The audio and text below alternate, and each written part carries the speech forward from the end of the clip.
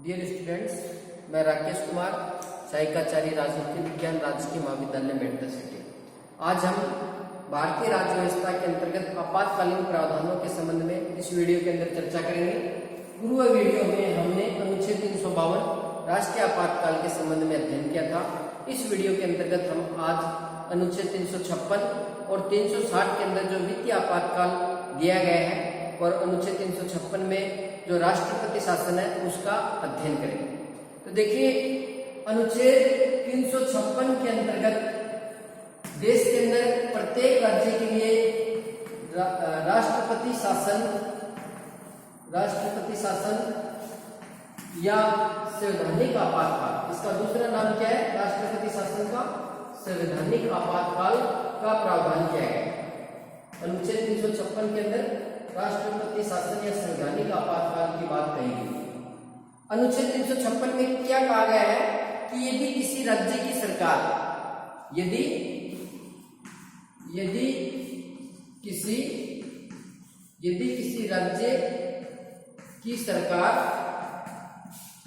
किसी राज्य की सरकार संवैधानिक प्रावधानों के अनुसार यदि किसी राज्य की सरकार संवैधानिक प्रावधानों के अनुसार संचालित नहीं होती, तब राष्ट्रपति राज्यपाल के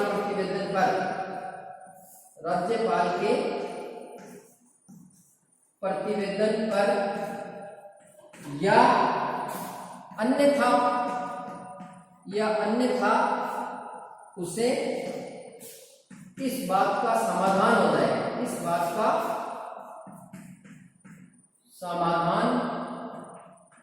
हो जाए तब किसी राज्य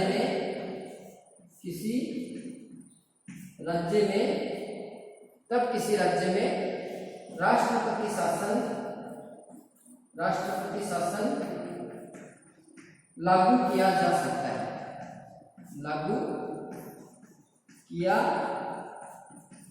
सकता है। यानी अनुच्छेद 356 में क्या कहा गया है कि प्रत्येक राज्य की सरकार को संवैधानिक प्रावधानों के अनुसार चलनी चाहिए, और यदि किसी राज्य की सरकार संवैधानिक प्रावधानों के अनुसार संचालित नहीं हो रही, यानी संविधान का उल्लंघन कर रही है, संवैधानिक व्यवस्थाओं के अनुसार उसे संचालित नहीं किया जा रहा है, या कोई राज्य सरकार संविधान के विरुद्ध कार्य कर रही है, तो ऐसी स्थिति में भारत के राष्ट्रपति के द्वारा उस राज्य के अंतर्गत राष्ट्रपति शासन लागू किया जा सकता है। और राज्यपाल को इस बात का पता कहां से चलता है, राष्ट्रपति को इस बात का कहां से पता चलता है कि राज्य की सरकार संवैधानिक प्रावधानों के अनुसार नहीं चल रही? तो इस बात का पता उसे राज्यपाल के प्रतिवेदन से चलता है। भारत के जो राज्यपाल है वो प्रत्येक 15 दिन के अंदर प्रत्येक राज्य का राज्यपाल होता है, वो गृह मंत्रालय, भारत सरकार का जो गृह मंत्रालय है, और गृह मंत्रालय के अंदर एक विभाग है राज्य विभाग, उस राज्य विभाग को प्रत्येक 15 दिन में उस राज्य की संवैधानिक स्थिति के संबंध में रिपोर्ट भेजता है। और यदि राज्यपाल उस रिपोर्ट में लिख के भेज दे कि संबंधित जो राज्य है उसकी सरकार संवैधानिक प्रावधानों के अनुसार संचालित नहीं की जा रही, या राज्य में संवैधानिक प्रावधानों की धज्जियां उड़ाई जा रही है, या राज्य सरकार संवैधानिक प्रावधानों का उल्लंघन कर रही है, तो ऐसी स्थिति में भारत के राष्ट्रपति के द्वारा उस राज्य में अनुच्छेद 356 का प्रयोग करते हुए संवैधानिक आपातकाल की घोषणा की जा सकती है। दूसरा है कि यदि राज्यपाल इस प्रकार का कोई प्रतिवेदन नहीं भेजे, तब भी यदि राष्ट्रपति को किसी दूसरे स्रोत से इस बात का समाधान हो जाए, इस बात का विश्वास हो जाए कि संबंधित राज्य की सरकार संवैधानिक प्रावधानों के अनुसार संचालित नहीं हो रही, तब भी राष्ट्रपति आपातकाल की घोषणा है वो कर सकता है। या तो राज्यपाल के प्रतिवेदन से राज्य में अनुच्छेद 356 का प्रयोग होता है, और यदि राज्यपाल प्रतिवेदन नहीं भेजता और यदि राष्ट्रपति को किसी दूसरे स्रोत से इस बात का पता चल जाए या इस बात का समाधान हो जाए कि संबंधित राज्य की सरकार संवैधानिक प्रावधानों का उल्लंघन कर रही है, तब भी वो अनुच्छेद 356 का प्रयोग कर सकता है। तो जो अनुच्छेद 356 का प्रयोग है वो राज्य की सरकार यदि संवैधानिक प्रावधानों का उल्लंघन करती है तब लागू किया जाता है, राज्यपाल के प्रतिवेदन पे लागू किया जाता है। और यदि राज्यपाल प्रतिवेदन नहीं भेजता या राष्ट्रपति को किसी दूसरे स्रोत से भी इस बात का पता चलता है कि राज्य की सरकार संवैधानिक प्रावधानों का उल्लंघन कर रही है, तब भी वो राज्य में राष्ट्रपति शासन लागू कर सकता है, अनुच्छेद 356 का प्रयोग कर सकता है। अब इसमें हम ये देखते हैं कि किसी राज्य के अंतर्गत केंद्र सरकार है वो इस बात की जांच क्यों करती है कि सरकार वो संवैधानिक प्रावधानों के अनुसार चल रही है या नहीं चल रही। इस बात की जिम्मेदारी केंद्र सरकार क्यों ले रही है या क्यों किसी राज्य में वो राष्ट्रपति शासन लागू कर रही है। तो देखिए अनुच्छेद 352 से संबंधित एक अनुच्छेद है, 356 से संबंधित अनुच्छेद 355। अनुच्छेद 355 में ये कहा गया कि संघ सरकार का यह दायित्व है, संघ सरकार का यह दायित्व है कि वह प्रत्येक राज्य सरकार की भारी आक्रमण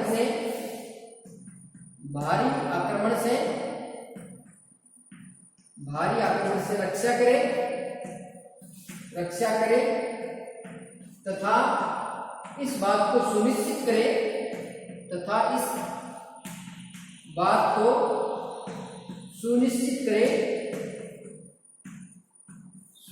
करे कि प्रत्येक राज्य की सरकार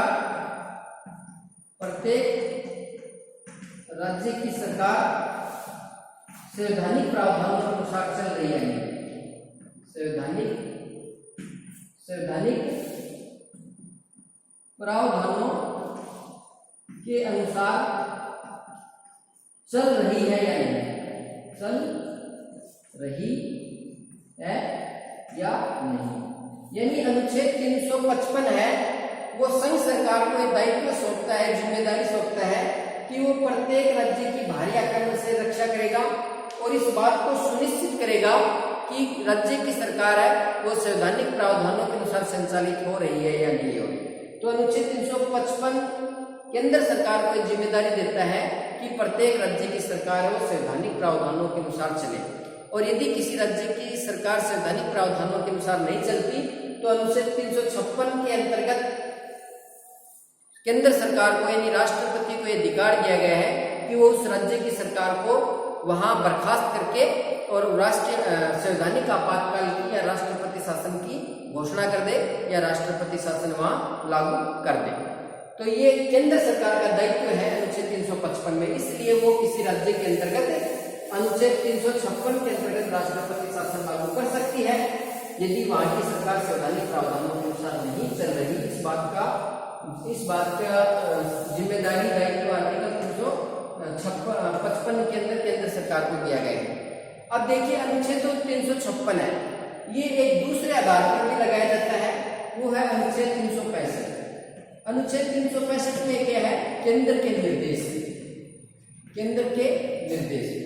अनुच्छेद 365 में कहा गया है कि केंद्र सरकार है वो समय समय पे राज्य को निर्देश दे सकती है। केंद्र सरकार है वो समय समय पर राज्यों को क्या दे सकती है, निर्देश। और अनुच्छेद 365 में कहा गया है यदि राज्य सरकार केंद्र के द्वारा भेजे गए निर्देशों का पालन न करे या केंद्र के द्वारा दिए गए आदेशों का पालन न करे तो ऐसी स्थिति में भी ये समझा जाएगा कि संबंधित राज्य की सरकार है वो संवैधानिक प्रावधानों के अनुसार नहीं चल रही, तो भी अनुच्छेद 365 के अंतर्गत किसी राज्य के अंतर्गत राष्ट्रपति शासन लागू किया जा सकता है। 365 के संदर्भ में राष्ट्रपति शासन लागू किया जा सकता है। यानी आर्टिकल 365 केंद्र को अधिकार देता है कि वो समय समय पे अधिकार देता है कि वो राज्यों को समय समय पे निर्देशित कर सकता है, और यदि किसी राज्य की सरकार केंद्र के द्वारा जो आदेश निर्देश दिए गए हैं यदि उनका वो पालन नहीं करती तो अनुच्छेद 365 के संदर्भ में किसी राज्य में अनुच्छेद 356 का प्रयोग किया जा सकता है, राष्ट्रपति शासन वहां लागू किया जा सकता है। तो अनुच्छेद 356 है, उसके लागू करने के दो आधार हैं, अनुच्छेद 355 और 365। कौन से दो आधार है? अनुच्छेद 365 और अनुच्छेद 355। इन दो आधारों पर किसी राज्य में राष्ट्रपति शासन है वो लागू होता है। अब देखिए, ये जो राष्ट्रपति शासन जब किसी राज्य में लगता है तो संसद की स्वीकृति के संबंध में क्या प्रावधान है? इस संबंध में कहा गया है कि राष्ट्रपति शासन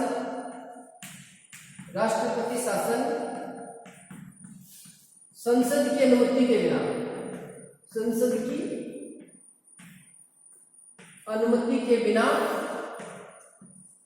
की अनुमति के बिना 2 माह तक लागू रह सकता है।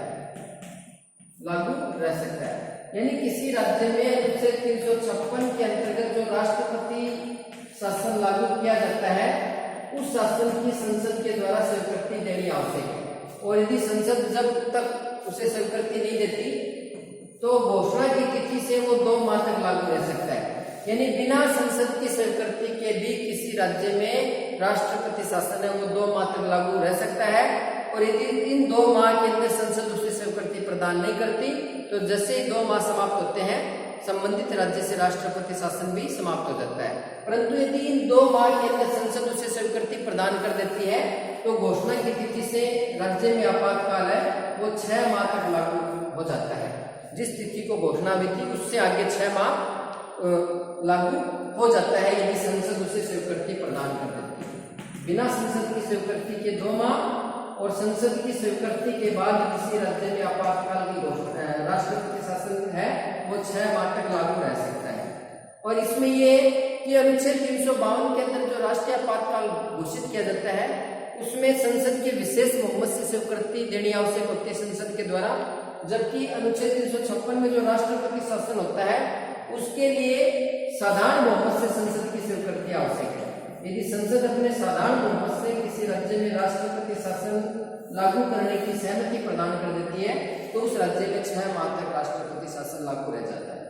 अब इसमें दूसरी बात है कि ये जो अनुच्छेद 352 था, राष्ट्रीय आपातकाल था, वो 6 माह संसद की स्वीकृति प्राप्त करके कितने भी समय तक अनिश्चित काल तक देश में लागू रह सकता है।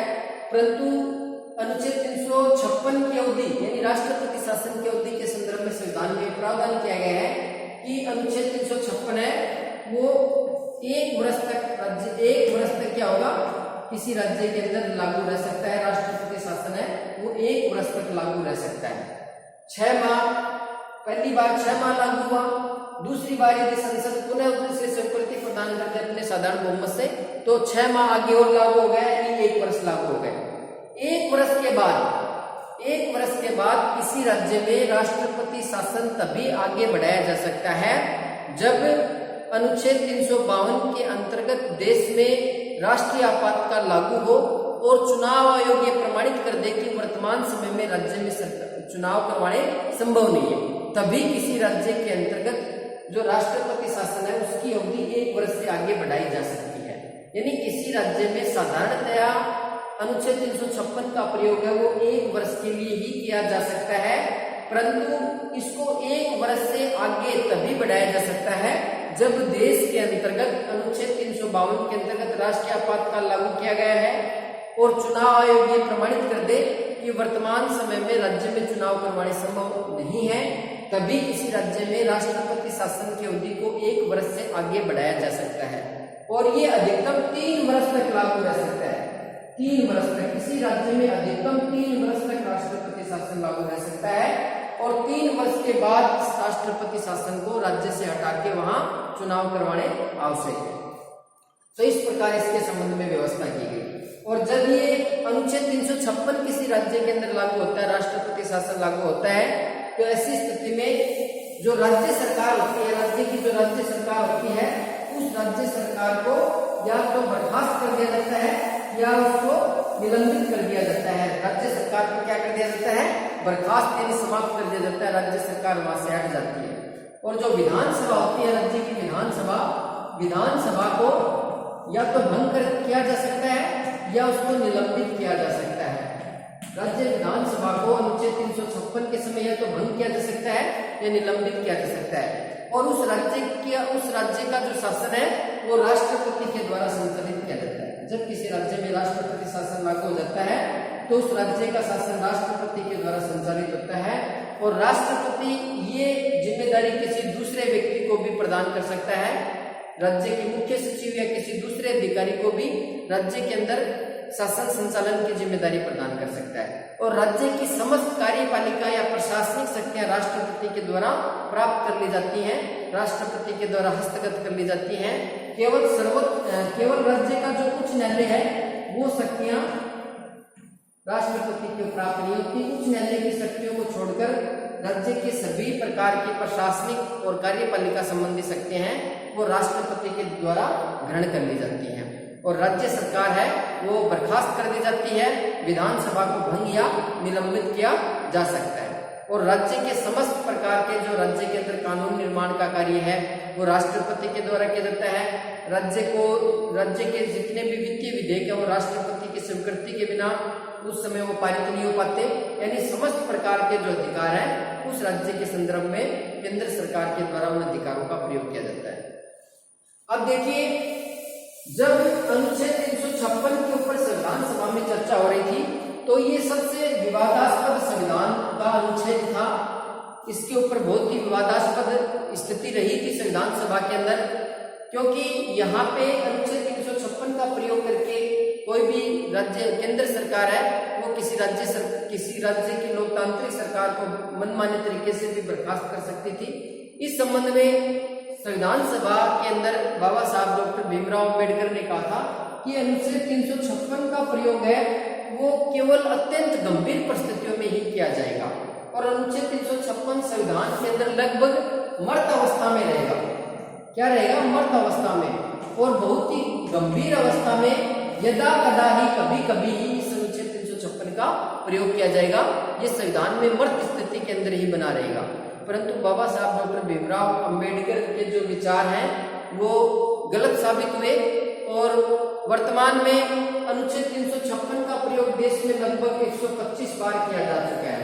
यानी बाबा साहब भीमराव अम्बेडकर जो ये सोच रहे थे कि इस अनुच्छेद का प्रयोग यदा कदा ही किया जाएगा, केंद्र सरकार ने किसी भी पार्टी की चाहे केंद्र में सरकार रही हो अपने राजनीतिक स्वार्थों को पूर्ण करने के लिए अपनी विरोधी सरकारों को बर्खास्त करने के लिए अनुच्छेद 356 का सहारा लिया है और अब तक लगभग 125 बार अलग अलग राज्यों में राष्ट्रपति शासन को लागू किया गया है। यानी कहने का मतलब सीधा सा है, बाबा साहब भीमराव अम्बेडकर ये सोचते थे कि इस अनुच्छेद का दुरुपयोग नहीं किया जाएगा, परंतु इस अनुच्छेद का काफी दुरुपयोग किया गया है।